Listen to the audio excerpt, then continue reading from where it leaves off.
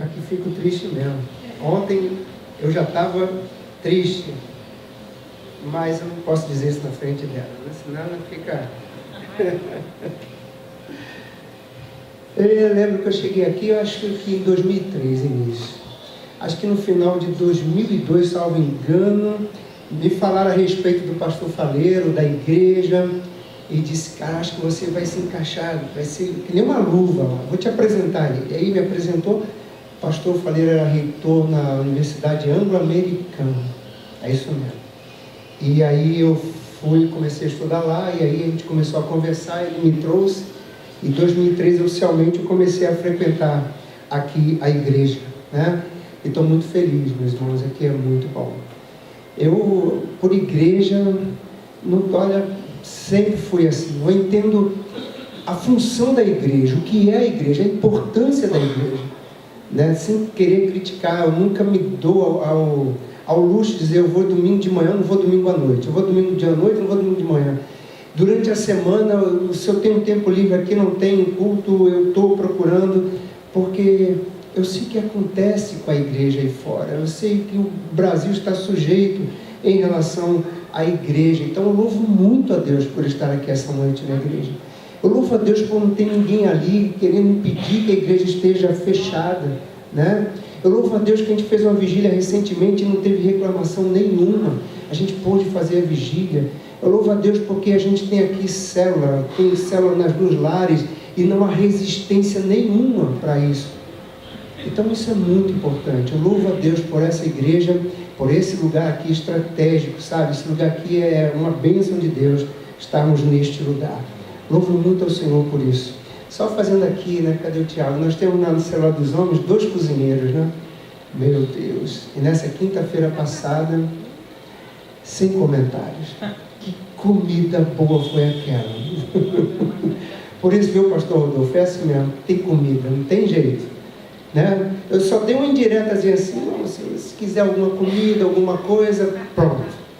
Veio um feijão, não sei o que, não sei o nome, um arroz com não sei o que coisa deliciosa foi aquilo. Convido você a abrir a sua Bíblia, acessar a sua Bíblia, pegar carona com alguém, ou prestar atenção no texto sagrado. Efésios capítulo 1, versículos 22 e 23. Efésios capítulo 1, versículos 22 e 23.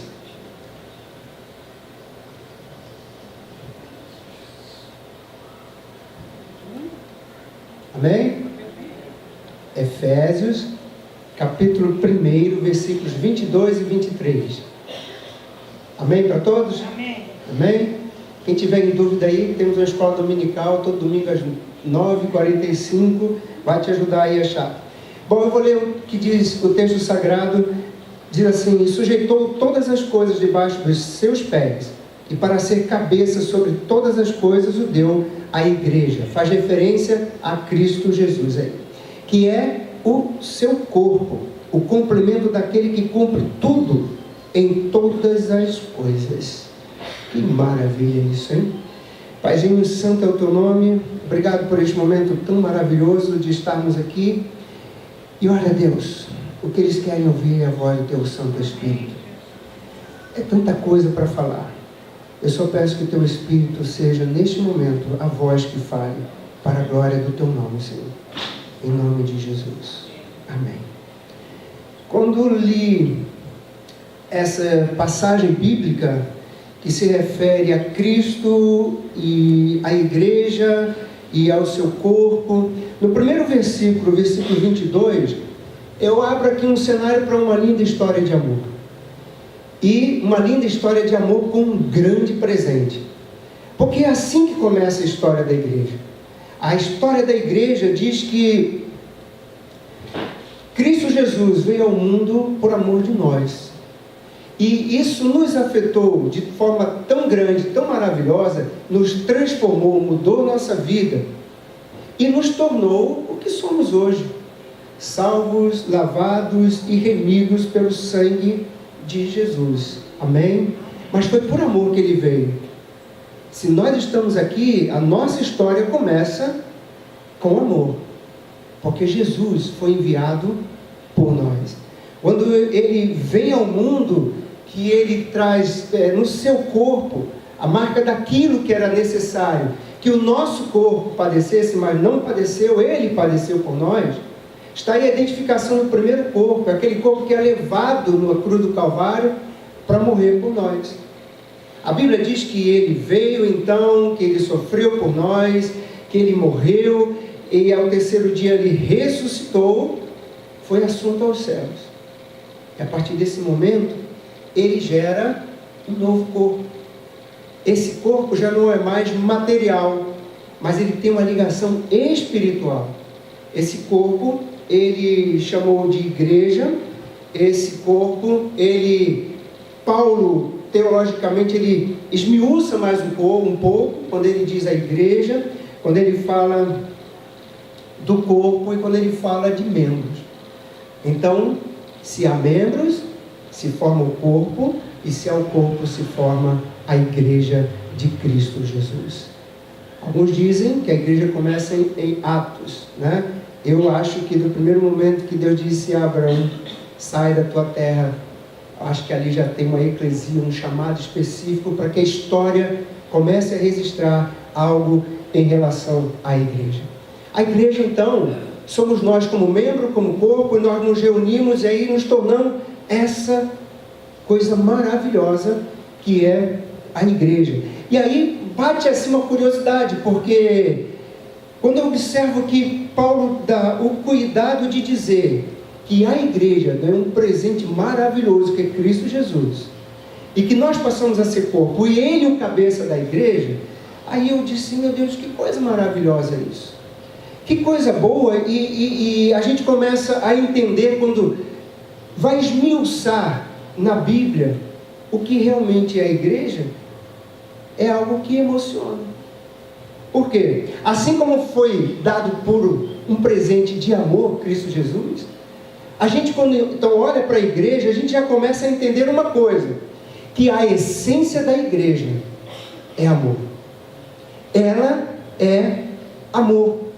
E Jesus, que é o seu cabeça, já deixa claro, olha, vocês precisam amar a Deus acima de tudo. E vocês precisam amar o seu próximo como você mesmo. E ele diz que não adianta você dizer que você tem conhecimentos, e ainda que você venha falar qualquer língua, ou até mesmo a língua dos anjos. Se você estiver na igreja, dom de profecia, se você conhecer mistérios, ciências, se você tiver fé, de maneira que você possa olhar para o monte e dizer, se transporte, mas se você não tiver amor, você não tem a essência da igreja, você realmente não é a igreja que Cristo disse que é para nós sermos, porque a essência da igreja é amor, e ele diz que esse amor nos torna cascudo.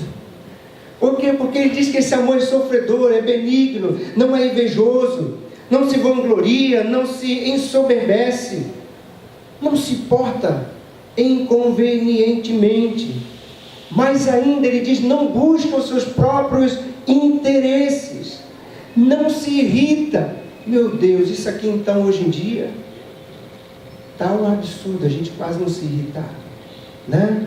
Você é capaz de chegar perto de alguém e dizer assim, você está bonito, o cara já vai soltar ali um desaforo para vocês. Não, eu só falei que você estava bonito, cara. Ah, desculpa, do jeito que a gente está hoje, todo mundo irritado, mas a essência dela é amor. É amor em nossos corações, é amor na nossa união, é amor onde nós estivermos, é amor no que vamos fazer, é amor na forma que vamos falar, é amor na forma que vamos tudo. Porque a essência da igreja, queridos e queridas, é amor. Começa com amor, vai em nossas vidas como amor, e a gente vive nessa essência de amor. Então a gente, para pensar a igreja e saber de algumas coisas que a igreja tem, a gente precisa primeiro saber que a nossa essência é amor. Amém? A nossa essência é amor. Meus irmãos, isso faz uma diferença muito grande para nossas vidas. Porque se a gente entende isso, a gente elimina de nós coisas que nós não podemos manter. E só é mantido pela ausência de amor e pela falta de entendimento nessa essência da igreja que é o amor. Outra coisa importante sobre a igreja é o falar da igreja. É o nosso falar. Efésios 4:29, e eu peguei numa linguagem da Bíblia viva, né? Quando vocês verem assim falar numa linguagem de hoje, ou a linguagem da Bíblia viva, né? Eu quero que vocês saibam, né? Para esclarecer que existem na tradução da Bíblia equivalência, né? Ela é uma equivalência formal, é uma equivalência dinâmica, e quando a gente pega, por exemplo, a Bíblia revista atualizada, é mais formal, ela pega o texto como está e traz para o texto, para a língua que está sendo traduzida, mais fiel possível, e a dinâmica ela abre um pouco, ela traz assim um linguajar mais comum. Então eu pego na Bíblia viva e ela diz assim, Efésios 4:29, evitem a boca suja, digam só o que é bom e útil àqueles com quem vocês estiverem falando, e mais, e o que resulte em bênção para eles. Olha como tem que ser o linguajar da igreja. Se ela tem a essência no amor, o resultado do amor, no falar da igreja, é uma coisa cuidadosa, é uma coisa que requer atenção, é uma coisa que finalize em bênção. O falar da igreja tem que ser exatamente vindo da essência que é amor, algo que resulte em bênção para todos aqueles que vão ouvir a voz da igreja. Amém? E aí a gente precisa entender que devemos falar o que edifica e o que é verdade.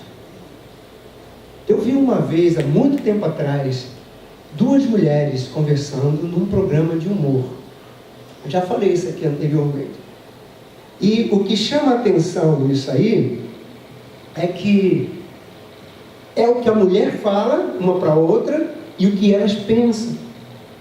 Aí quando uma chega para a outra e de repente, né, se veem, uma diz para a outra, que bom ver você aqui.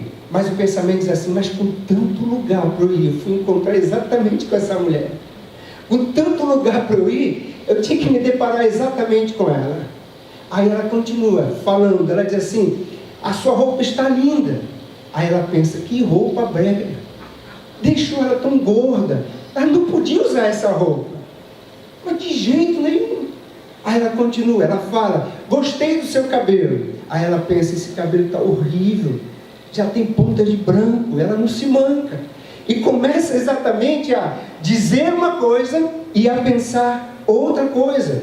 E isso eu falo porque, queridos, nós temos, talvez outro dia estava conversando com a irmã querida, está aqui na igreja, aqui agora, né, sobre ingrejês, né? A gente estava trocando uma ideia, falando a respeito disso, e a gente tem aí aquela paz do Senhor. Então quem vai entender paz do Senhor? A gente cantou aqui alguma coisa de incender a igreja, que isso parece botar fogo na igreja, né?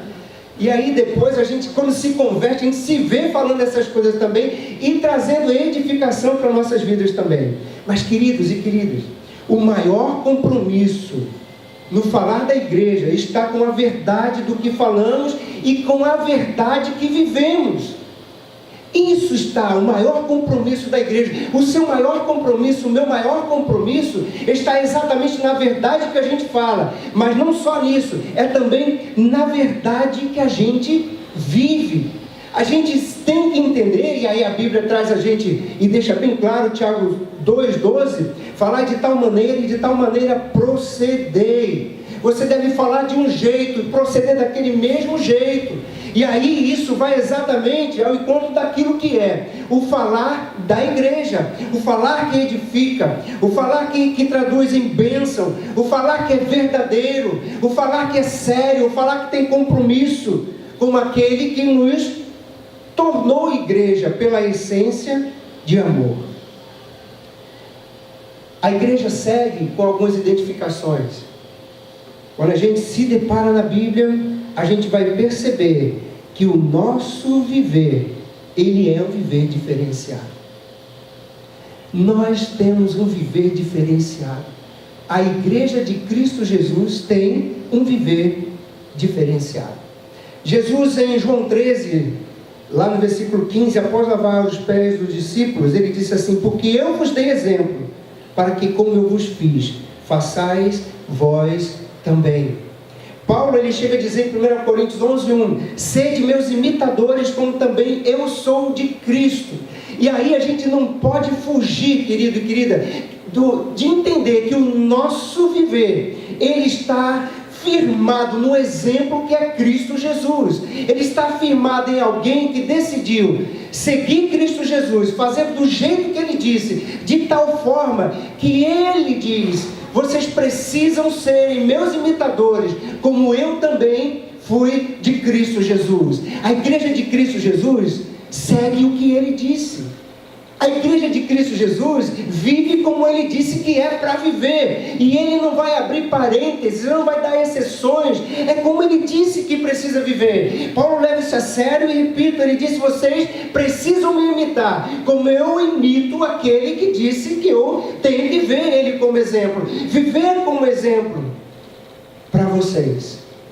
O viver da igreja, meus irmãos, é totalmente comprometido com o Salvador dela. É totalmente comprometido com ele que é o cabeça. E a gente muitas vezes foge a isso, porque a gente não entende, não percebe a seriedade que é do viver na igreja. Apesar de queremos nos identificarmos como ela, queremos viver algumas coisas como ela, mas a gente sinceramente às vezes foge disso e diz assim: não, isso eu não posso, isso eu não quero, mas isso eu posso, isso eu quero. Mas a Bíblia diz que o comprometimento do viver da igreja está exatamente com o Senhor que é o cabeça dela, Jesus Cristo. Amém. Cristo Jesus, nosso Senhor. Paulo chega a dizer: olha, vocês precisam ter o mesmo sentimento que houve em Cristo Jesus. Meus irmãos, quando se chega à idade de 15 anos, eu não sei como é hoje, né? Eu não tenho mais filho com 15 anos, não vou à festa de 15 anos. Fui recentemente, acho que uns 3 anos atrás, eu fui numa festa, eu fiquei encantado com aquela coisa, aquela maravilha. Meu filho foi, não sei como é que se chama, mas dançou lá a valsa com o Príncipe. É mesmo? Chique isso. Príncipe. Meu filho foi príncipe. Então eu furrei de alguma coisa, é isso? Não, né? Deixa eu falar. Bonito demais. Aí eu sento com os pais e digo assim: fulana cresceu, 15 anos, e agora a responsabilidade é maior, né? Nem me fale. As coisas mudam. Conforme a gente vai crescendo, ou a gente realmente percebe o que somos como igreja, o que é o nosso viver como igreja, ou a gente não vai dar conta do recado, ou a gente não consegue realmente dar conta do recado. A igreja tem também as suas variações, claro, porque fé e sentimentos não se juntam, ao contrário, pode estar igual água e óleo, no mesmo lugar, mas não se mistura. E aí a igreja, ela passa exatamente por esse momento, onde a fé está na montanha-russa lá em cima, o sentimento cai embaixo, mas a fé, diz a palavra de Deus, o cabeça da igreja, que ela tem que ser exatamente de forma resistente, acima de tudo. E aí a fé vem como auxílio aos sentimentos. E aí a Bíblia diz: olha, se você estiver precisando de renovar forças, eu vou renovar as forças da igreja. Se você tiver com coisas na sua mente e você precisar, eu vou renovar a sua mente. Eu vou dar o apoio que você precisa nas variações que você tem na vida, de fé e sentimento, e essa mistura, esse dia a dia. Eu vou estar com você, fazendo o que você precisa, para que você perceba que a fé precisa estar acima de tudo. Acima de tudo. Você não pode trazer, aí equiparar, botar igual. Se eu estou alegre, eu estou com a minha fé lá em cima. Se eu estou triste, eu estou com a minha fé cá embaixo. Não. Se eu estou alegre, a fé está firme. A fé da igreja é firme. Se eu estiver triste, a fé da igreja continua, permanece. Porque no viver das variações da igreja, a fé, ela permanece e precisa prevalecer. No viver dessas variações, a gente precisa a todo dia entender que nós temos Cristo como cabeça e a nossa vida ser renovada diariamente. Amém? Vida sendo renovada diariamente. O efeito das misericórdias dele, e durante o dia, a aproximação, a convivência, a comunhão, faz com que a gente tenha exatamente essa renovação no corpo e na mente. Paulo chega a dizer uma vez assim: olha, quando eu era menino eu pensava como menino, mas agora eu sou homem, eu preciso pensar como homem. A igreja chega aos 15 anos e é necessário começar a pensar na idade que tem, a seguir para as coisas que a idade nos traz como desafios para crescimento. E entender que nessa variação que é diária, onde a mente é atacada, onde as emoções são atacadas, a nossa fé será o nosso escudo. A nossa fé nos protegerá a continuar vivendo, acima de tudo, como igreja do Senhor. Amém? A igreja, ela tem uma visão diferenciada. Ela tem uma visão diferenciada. 2 Coríntios 4,18, olha que coisa intrigante, que coisa maravilhosa esse texto. Não atentando nós nas coisas que se veem, mas sim nas coisas que se não veem.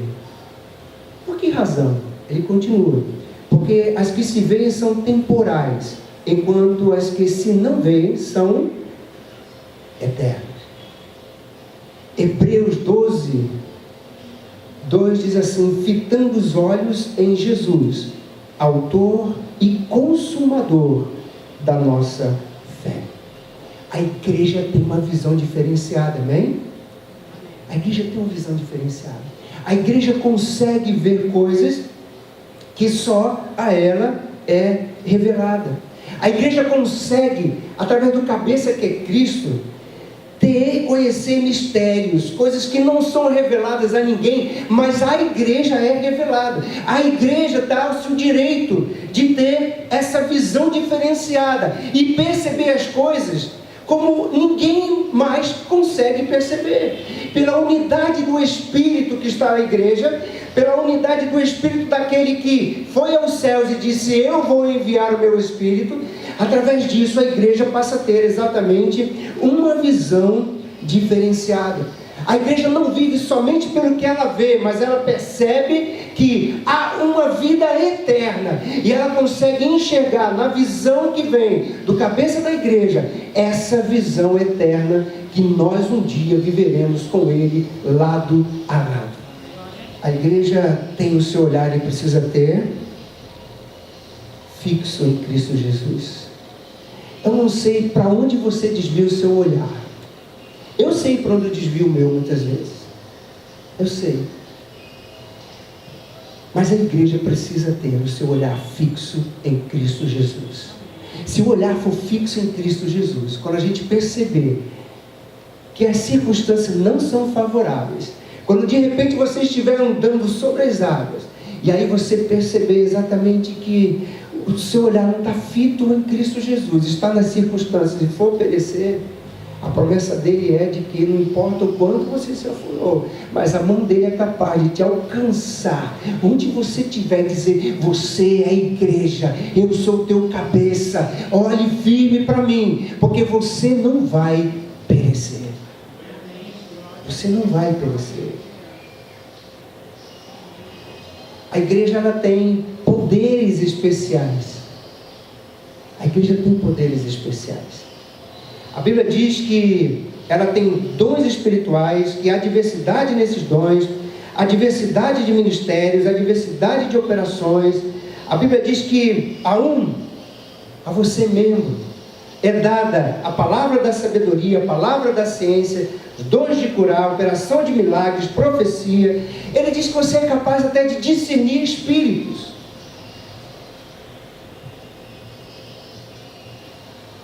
Isso nos torna um diferencial. Eu olho para vocês que estão aqui essa noite e identifico todos como cristãos, todos. Eu creio da Bíblia, daqui até aqui. Então, se ela diz que nós temos o que eu chamei aqui de poderes especiais, nós temos tudo isso que eu li para vocês, para nossas vidas, cabe à igreja viver exatamente isso. Meus irmãos, nós temos isso ao nosso dispor. Mas o que falta muitas vezes, talvez o que impeça muitas vezes, é de realmente crer no que a Bíblia diz. A palavra daquele que é o cabeça nos diz. A Bíblia diz que nós podemos, meus irmãos, ter essa diferenciação, porque Ele dá a cada um a palavra da sabedoria, a palavra da ciência, a fé, os dons de curar, a operação de milagres, a profecia, discernir espíritos. Esse discernir espírito, então, todos da igreja deveriam exatamente, todos sem exceção, dizer: Senhor, eu preciso saber discernir os espíritos. Eu preciso ter esse poder especial. Eu preciso ser envolvido por tudo isso que tua palavra diz. Eu quero, Senhor, esses dons espirituais. Eu quero entender essa diversidade de dons. Eu quero saber esses ministérios, essas operações, como ela se dá, e ser como tua igreja portadora do que ela diz na minha vida. Eu quero viver isso a tal ponto que muitos vejam, Pai, a tua verdade em mim, nisso que me torna também diferenciado como igreja, Senhor.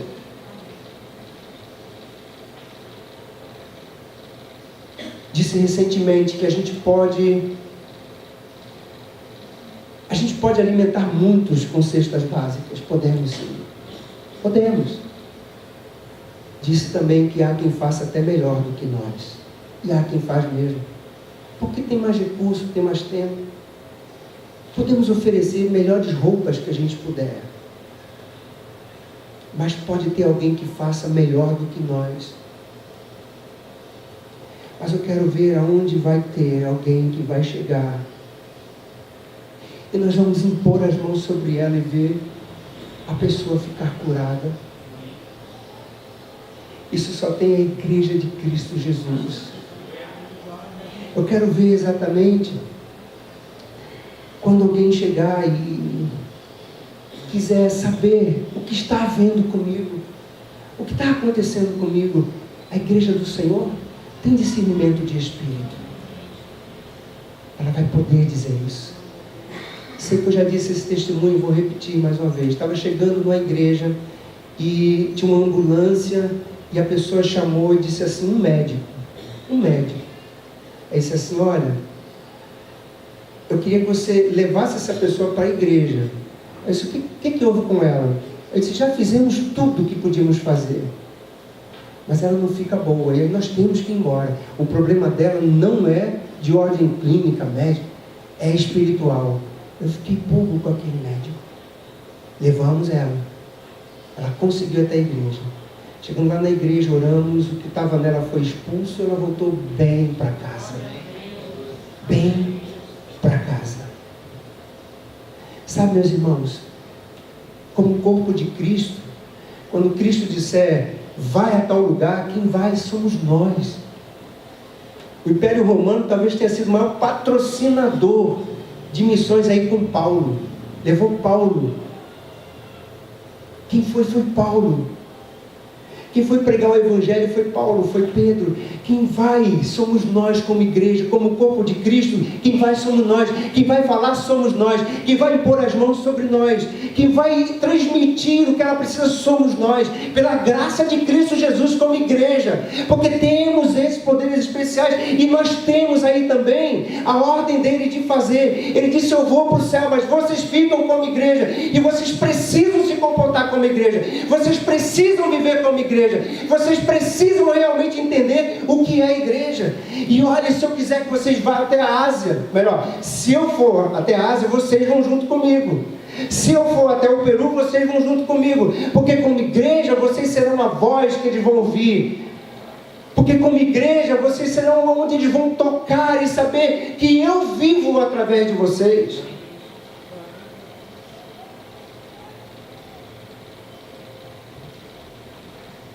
Deus dê às nossas vidas, como igreja, o entendimento dessa autoridade. O entendimento que está disponibilizado para nós, para vivermos realmente isso.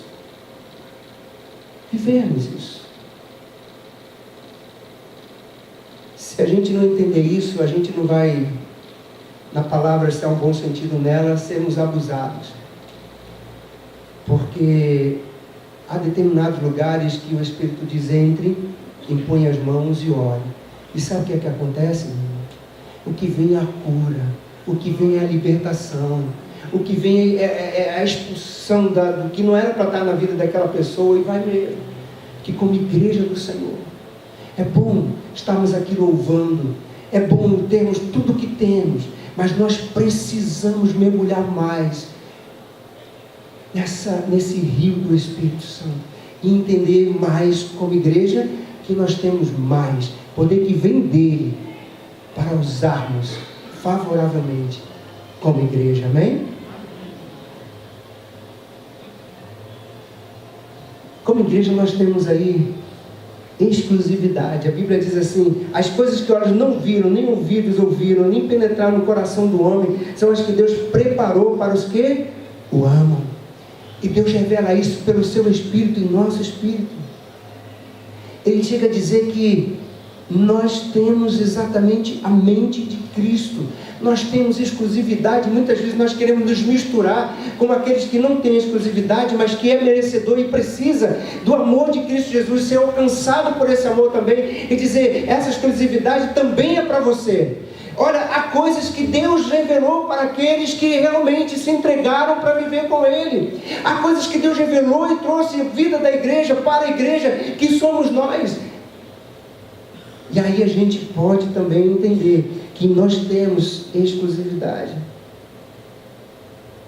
Por último, mas não tão menos importante, isso sim também é uma coisa: como igreja nós somos resistentes. Como igreja nós somos resistentes. Olha, meus irmãos, eu já vi tanta coisa na minha vida, e ainda quero ver muito. Mas eu já vi coisas que eu disse: não é possível que essa pessoa esteja conseguindo resistir a isso. Eu não sei, não dá para entender. Eu acho que eu não teria essa posição, eu não faria isso, eu não teria essa atitude.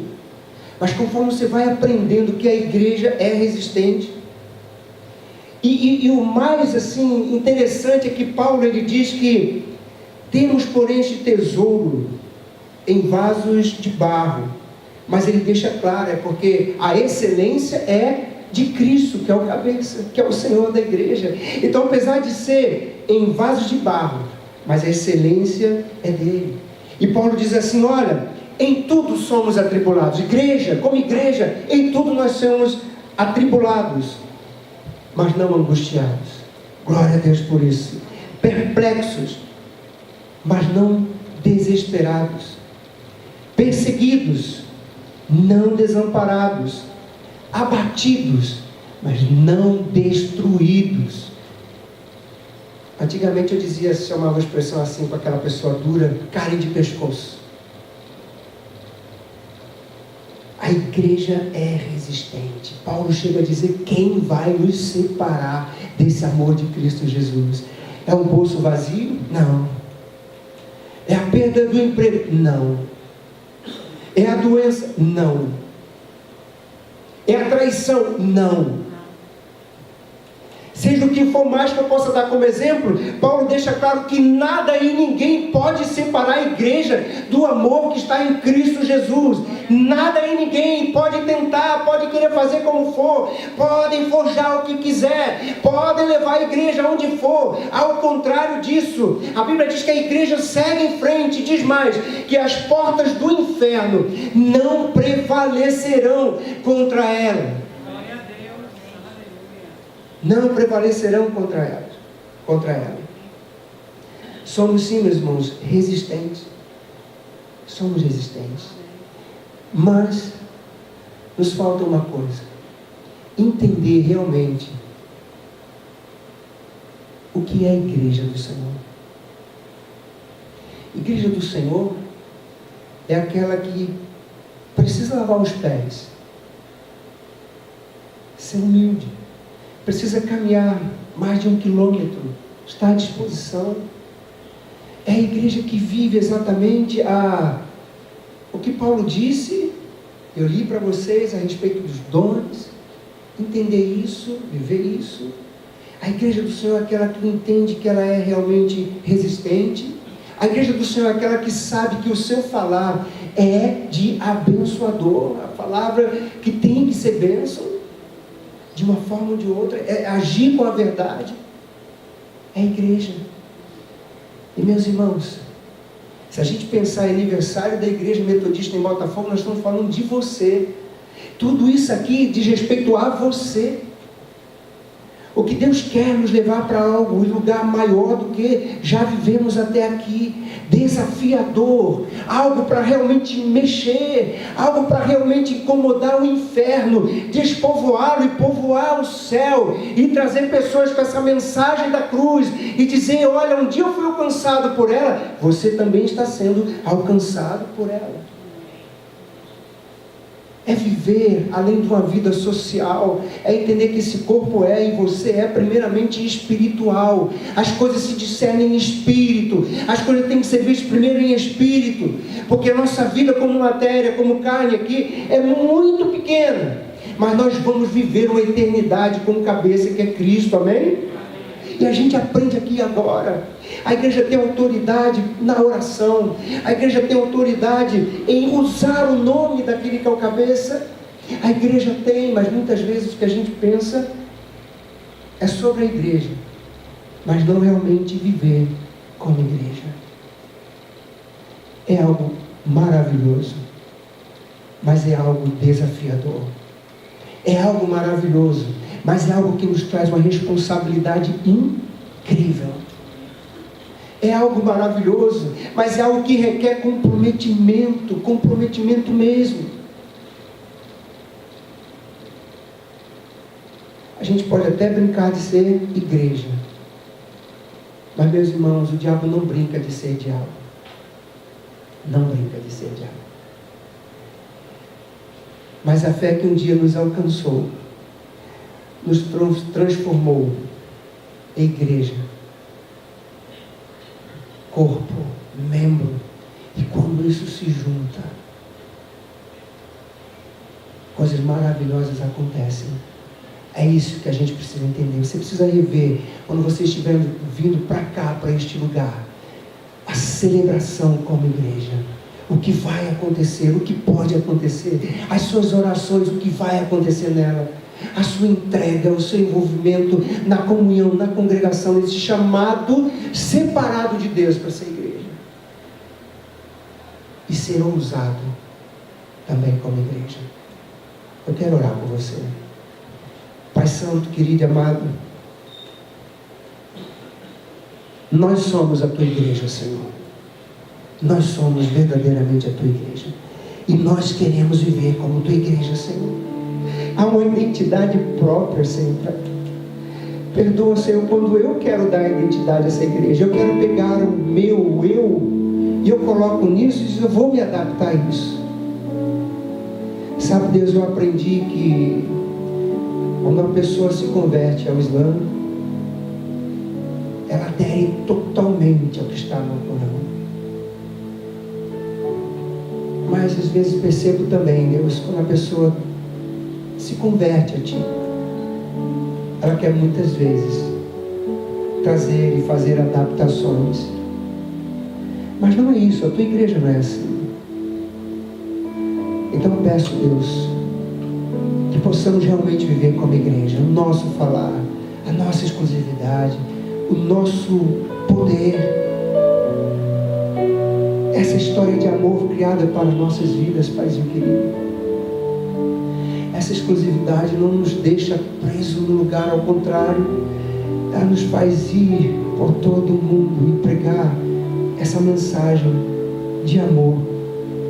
Pai, nos ajuda como igreja, Senhor. Nos ajuda realmente a viver, Paizinho querido, cada parte dessa, lida e vista, Paizinho querido. Que o nosso falar seja se ensina ou não, Senhor. A Tua palavra diz que o que passar disso é de procedência maligna. E não a parte conosco, Senhor. Não a parte conosco. Deus, nós somos a tua igreja. E nós queremos viver como tua igreja, Senhor. Aonde nós estamos, aqui e agora, Senhor. Cada vez mais, olhando para ti, Jesus, o cabeça, também autor e consumador da nossa fé. Nós te amamos e queremos viver este amor para ti. Nós te amamos e queremos viver este amor para o próximo. Como igreja, é também uma ordem, um desafio para nossas vidas que nós queremos cumprir. Que a tua bênção esteja sobre nossas vidas, que a tua igreja seja despertada a viver realmente como igreja, a entender tudo que foi dito, Senhor. Que teu Espírito Santo ministre mais ainda no coração de cada um. Eu fico detido em relação ao tempo, mas o teu Espírito tem liberdade, Senhor, para falar mais ainda. Que seja então como uma semente que possa ser regada, Senhor Deus eterno, possa crescer e possa dar frutos para a glória do teu santo nome, Senhor. Em nome de Jesus.